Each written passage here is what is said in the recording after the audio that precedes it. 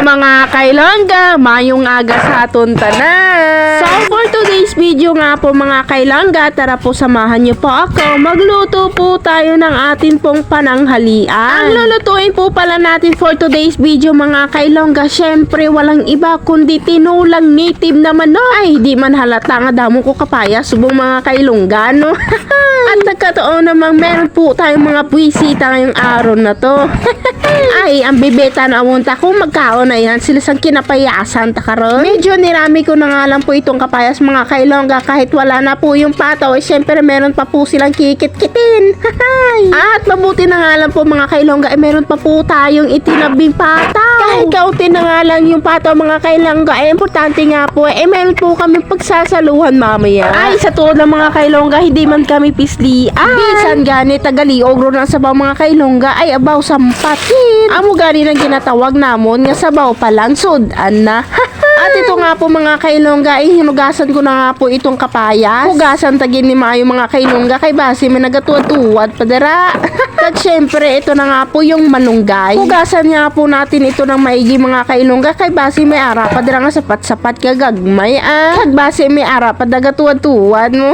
Kag pilian tagin ni Mayo mga kailongga, kay base may ara dumata nga followers nga makasiling nga may dako nga tangkay. Agaroy daw sa. At ito nga po, idagdag na rin po natin itong palawan. Kag kung tawagon gani namon diri sa amon mga kailongga karlang. O di gani kung gakatul ihigad lang ra.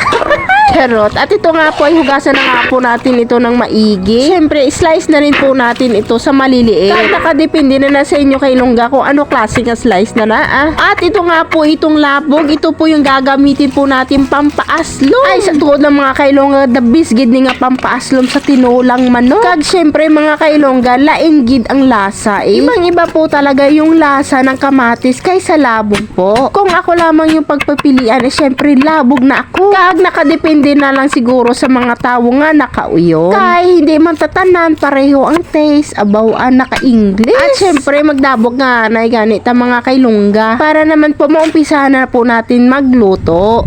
Kay para makaumpisa naman kao ng atong mga bisita. Ito nga po magisa na po tayo ng atin pong laman. Ay abaw agabagabagagid. Daw si Sen o nga chip cop nga gabagabagagid ya kalaka. Taba.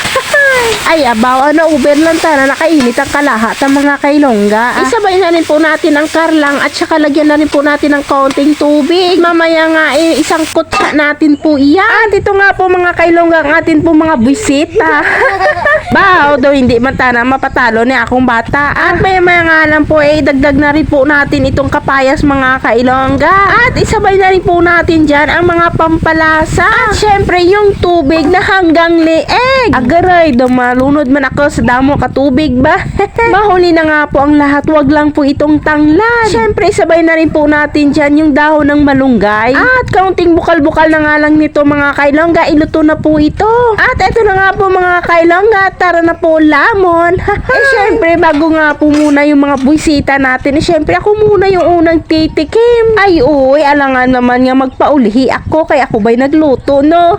At ito na nga po mga kailongga, free shout out. Shout out kita kay Agarado Laurea Rich Ele. Kag shout out mon kita kay Mera TV. Kag shout out man kita kay May de la Cruz from Caloocan City. Kag last gid mga kailongga kay Maria Che Taledong shout out sa iyo.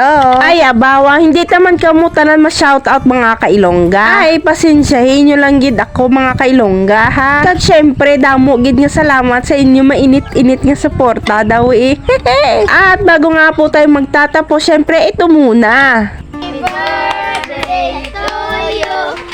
Kusgan nyo pa, me. Birthday to you. Happy Happy birthday! Happy birthday! Happy birthday to you. Ay, abaw. O sige, kaon. Baw.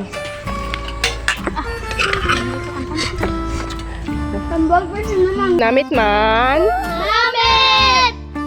Tikalon. Bye-bye.